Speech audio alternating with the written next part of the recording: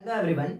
बहुत बहुत स्वागत है आपका इस यूट्यूब चैनल पे, जहां मैं जयदीप सिंह चौहान आपके साथ डेली शेयर करता हूं कि मैं कितने घंटे पढ़ा और जिससे आपको भी मोटिवेशन मिले और मुझे भी मोटिवेशन मिले। आज हमारे जो 10 डेज चैलेंज था, उसका सबसे इम्पोर्टेंट दिन था मेरे लिए। आज था डे 6, जब मैं अपनी हिम्मत हारने लग गया था। और क्या पता आपके साथ भी ऐसा हो रहा हो। आपने ये मतलब वीडियोस तो देखी हो, बट आपने 3 दिन या 2 दिन पढ़ाई की हो और आप होप हारने लग गए हो। और मेरी जो लिमिट थी वो मुझे पता चल गई कि मेरी लिमिट थी 5 डेज की। और आज मतलब मैं बताऊं, सुबह से मैं 9 से 11:30 तो पढ़ाई की। उसके बाद 11:30 के बाद मैंने जब लंच किया, उसके बाद मैं क्या हुआ, थोड़ा मैं होप हारने लगा कि नहीं यार अब छोड़ देता हूँ। उसके बाद जब थोड़ी देर फिर मैं क्या किया, उसके बाद 12 से 12 बजे मैं सोने चला गया। और 12:30 लगभग लगभग, तो 12:30 से मैंने सोने चला गया, तो 1 बजे तक सोता रहा। फिर मेरी नींद भी खुल गई थी। फिर मैं पढ़ने का मन नहीं कर रहा था मेरा। मुझे लग रहा था यार अब क्या फालतू में मैं ये सब कर रहा हूँ, और क्या मुझे मिलेगा इसके बाद में, कुछ फ़ायदा मिलेगा या नहीं इस चीज़ से। और मैंने सोचा नहीं यार, मुझे एक ट्राई तो और करना चाहिए, कम से कम 10 दिन तो मुझे पढ़ना ही चाहिए। फिर मैं उठा 11:30 मतलब 1:30 बजे। फिर जैसे ही मैं पढ़ने बैठा, तो धीरे धीरे धीरे धीरे मुझे मज़ा आने लग गया। आज मेरा जो मेन था कि मैं सुबह से तो मोटिवेटेड था, पर बीच में जब मैं सो गया उसके बाद मेरा मोटिवेशन पूरा डाउन हो गया था। तो मैंने सोचा था कि आज सिर्फ 2.5 घंटे पढ़ के छोड़ दूंगा, बट मैंने सोचा नहीं, अभी ये समय है मेरे पास, तो मैं इसको फुल्ली यूटिलाइज करूं। और उस दिन मैं इस टाइम को कम करूं, मतलब 3 घंटे उस दिन पढ़ूं जब मुझे कोई काम हो, जिससे कि मेरा बैलेंस बना रहे। तो यही आपको भी करना है। अभी क्या है, अभी आप लोगों के पास मई में समय है। अगर आप गेट की तैयारी कर रहे हैं, किसी भी एचपीसीएल या किसी भी एग्जाम की तैयारी कर रहे हैं ना, और किसी भी ब्रांच के हैं, तो अभी समय है। अभी आप इन्वेस्ट कर दीजिए, क्योंकि फ्यूचर मतलब कई लोग क्या दिसंबर में बीमार हो जाते हैं या फिर कुछ हो जाता है बीच में। तो आपको अभी जब आप हेल्दी हैं और आप अच्छा कर सकते हैं, अभी आपके पास टाइम है, आपके पेरेंट्स आपको टाइम दे रहे हैं। आपके पास अगर अभी भी 3 या 4 घंटे से टाइम निकल रहा है, जॉब के साथ में है और अभी कोविड के कारण घर पे है, तो अभी आपको अपना टाइम इन्वेस्ट करना है, मैक्सिमम अमाउंट ऑफ टाइम। तो फिर आज मैं होप हारने लग गया था, बट जो जो मैंने ये यूट्यूब चैनल चालू किया है, तो इसके कारण क्या हुआ, मुझे एक मोटिवेशन है अभी। बट आप लोगों के साथ ऐसा नहीं है। आप लोग अभी भी डिमोटिवेटेड होंगे या फिर कईयों ने छोड़ दिया होगा। और जो सेल्फ स्टडी है उनके तो हालत मुझे पता चल गई है। सेल्फ स्टडी वालों को सबसे ज्यादा दिक्कत आने वाली है, क्योंकि वो दिन भर यूट्यूब पे या तो सर्च करते रहेंगे कि मुझे किससे पढ़ना चाहिए। और मतलब ये आपको करना है कि आपको फिर मतलब जैसे अभी 7.5 घंटे पढ़ रहा हूँ, तो आप लोगों को ना कम से कम 10 या 11 घंटे पढ़ना है। क्योंकि कोचिंग वालों में क्या है, उनको एक कंटेंट रहता है, 3 घंटे वो आराम से देखते देखते लाइव सेशन या फिर रिकॉर्डेड में बिता सकते हैं। तो मेरा तो ये रहेगा कि आप लाइव में ही जाइए, क्योंकि उसमें बैठना ज़्यादा आसान है। इसी के साथ फिर आज मैं बताता हूँ कि आज मैंने क्या क्या किया। आज मैं सोच रहा था कि यार एक डे ऑफ ले लूँ, बट मैं आपको बताऊँ, डे ऑफ लेना सबसे डेंजरस थिंग है। मतलब ये मैंने लास्ट ईयर भी रियलाइज़ किया, क्योंकि लास्ट ईयर भी मैंने मतलब अपना फुल पोटेंशियल से पढ़ाई नहीं की है। अगर अपनी फुल पोटेंशियल से पढ़ाई करता ना, तो मतलब जब आप एग्जाम देने जाओ ना, तो एक कॉन्फिडेंस रहता है। तो वो मेरे अंदर, मतलब इस साल भले ही रैंक आ गई हो, बट वो इतना वो नहीं था कि मेरा निकल ही जाएगा, हो ही जाएगा। मतलब मैं तो इस मूड से दे के गया था, अरे यार क्या होगा कि भी नहीं। मतलब एक कॉन्फिडेंस होता है, मतलब आपको ऐसा लगता है मतलब पूरी दुनिया आपको उस एग्जाम में, मतलब आपको लगता है कि नहीं यार मैं तो लाऊंगा ही लाऊंगा। तो यही लेवल मुझे लेके जाना है। क्योंकि कई बार मैं जब 12th में पढ़ाई करता था, तो मैं दिन भर पढ़ता रहता था, रात भर। मतलब मेरे दूसरे थॉट्स थे नहीं। बट अभी क्या है, जैसे जैसे एज बढ़ती है बहुत सारी चीजें हो जाती हैं और बहुत सारे थॉट्स आने लग जाते हैं, तो ये सबसे ज्यादा दिक्कत रहता है सबके साथ। तो मेरे साथ भी अभी भी यही दिक्कत है। बट अब जब से मैंने यूट्यूब चैनल चालू किया, तो मेरा दूसरी जगह ध्यान नहीं जाता है।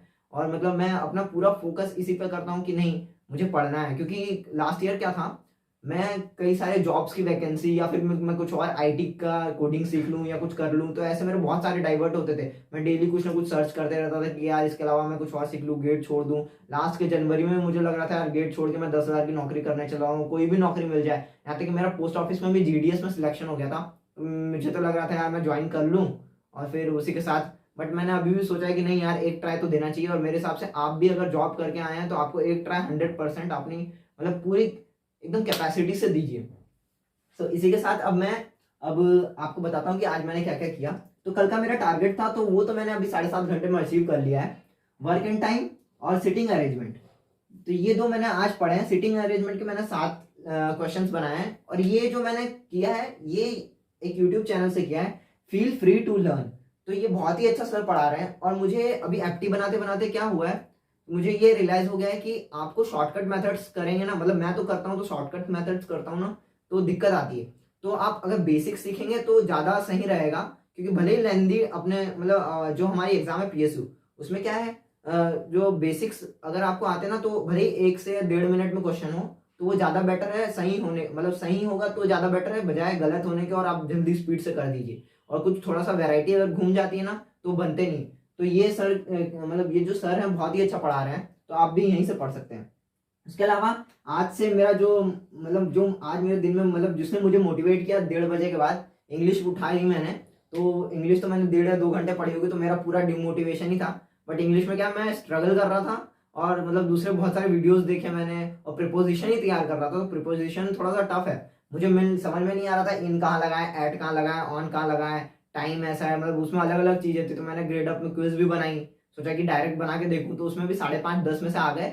बट वो इजी थी और वो एरर वाली थी, तो एरर डिटेक्शन, तो वो मुझे सब जगह प्रपोजिशन दिख रहा था, तो वो तो मैं मारते चला गया, तो ये कॉमन सेंस से भी कर दिया था। बट इंग्लिश में फिर आज एट लास्ट मतलब मुझे बाद में थोड़ा मजा आने लग गया जब मैंने ये चैनल देखा, ऑनलाइन स्टडी हेल्प। यहाँ पे एक सर ने प्रपोजिशन पढ़ाया है, तो आप डायरेक्ट उसी पे जाइए और वहाँ पे पढ़ने की कोशिश कीजिए। वो सर ने क्या है थोड़ा ढंग से पढ़ाया था। अभी तो मैंने उनका एक ही लेक्चर देख पाया था, लास्ट में एंड में ही मिला था मुझे। तो आपको ये जब आप सेल्फ स्टडी कर रहे हैं ना थोड़ा स्ट्रगल होगा, बट क्या है इंग्लिश थोड़ा डिमोटिवेट। फिर उसके बाद मैंने करंट अफेयर उठाया, तो मैंने आज का करंट अफेयर पढ़ा ना, तो मतलब मैंने पहली बार ही ट्राई किया, तो मुझे थोड़ा मजा आने लगे, क्योंकि वो करंट अफेयर पढ़ना मतलब बहुत ही इंटरेस्टिंग चीज है और आपको भी मजा आएगा। और ये जो मैं करंट अफेयर पढ़ रहा हूँ ना, ये अफेयर्स क्लाउड से पढ़ रहा हूँ। तो अफेयर क्लाउड्स में आप जाइए, वो बहुत ही इंटरेस्टिंग तरीके से सर ने पढ़ाया है वहाँ पे, मतलब डेली बताते हैं, डेली बेसिस पर करंट अफेयर तैयार करना पड़ेगा। इसके साथ मैं सोच रहा हूँ कि अभी थोड़ा थोड़ा क्या करूँ, स्टैटिक जीके भी चालू कर दूं, क्योंकि मैंने देखा है जो वाइजैक स्टील या PSU के पेपर है ना, उसमें स्टैटिक जीके पूछा जाता है, जैसे ऑथर के नाम या फिर कौन सा नेशनल पार्क है। तो ये सब डेली डेली करने की चीजें हैं, और थोड़ा थोड़ा करता रहूंगा तो साथ में होता रहेगा। तो ये तो मजेदार है, ये तो हो जाएगा। बट इंग्लिश में अभी भी स्ट्रगल होगी हमारी। इंग्लिश देख पाते हैं कि मैं कितने दिन स्ट्रगल कर पाता हूँ, बट इंग्लिश में तो स्ट्रगल करते ही रहना पड़ेगा।